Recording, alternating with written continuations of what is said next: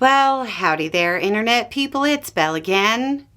So today, we're going to talk about Trump canceling a $4.9 billion federal loan guarantee for a high-voltage transmission line that would deliver electricity to the Midwestern United States.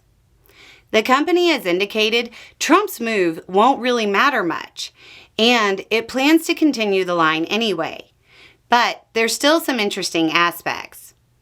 The U.S. Department of Energy said it wasn't critical for the federal government to have a role, and seemed to suggest the electricity line couldn't actually meet the financial requirements for the government guarantee. Yes, Trump, businessman extraordinaire, seems to be concerned about whether high-voltage transmission lines would really be profitable during a period of ridiculous growth in energy demand. Or, the exact statement from the Energy Department was, quote, "After a thorough review of the project's financials, DOE found that the conditions necessary to issue the guarantee are unlikely to be met." A statement from Invenergy, the company behind the line, said, quote, "While we are disappointed about the LPO loan guarantee, a privately financed Grain Belt Express transmission superhighway will advance President Trump's agenda of American energy and technology dominance while delivering billions of dollars in energy cost savings, strengthening grid reliability and resiliency, and creating thousands of American jobs."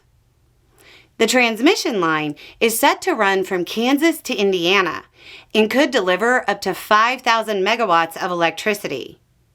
Bob Keefe, executive director of E2, which is a group that supports renewable energy, said, quote, "When electricity demand and consumer power bills are soaring, it's hard to imagine a more backward move.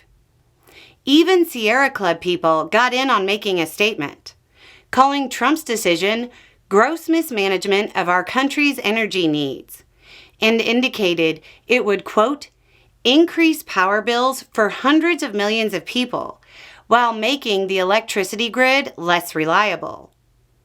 Missouri's Attorney General posted, quote, "This is a huge win for Missouri landowners and taxpayers who should not have to fund these green energy scams."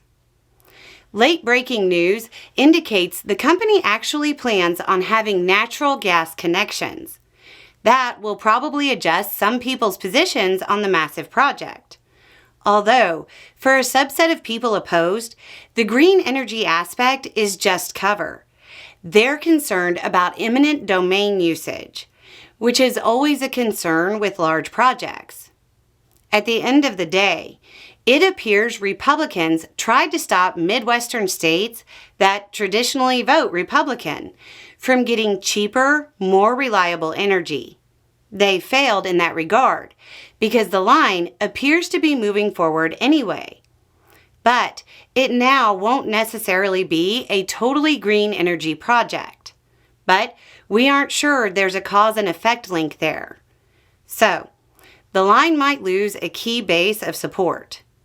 In another wrinkle, former Department of Energy employees who handled loan guarantees under previous administrations are indicating that Trump stopping the loan guarantee in this manner is actually illegal. And if the line meets the requirements, they'll have to follow through. So, this will develop into an ongoing story and may end up in court. Anyway, it's just a thought. Y'all have a good day.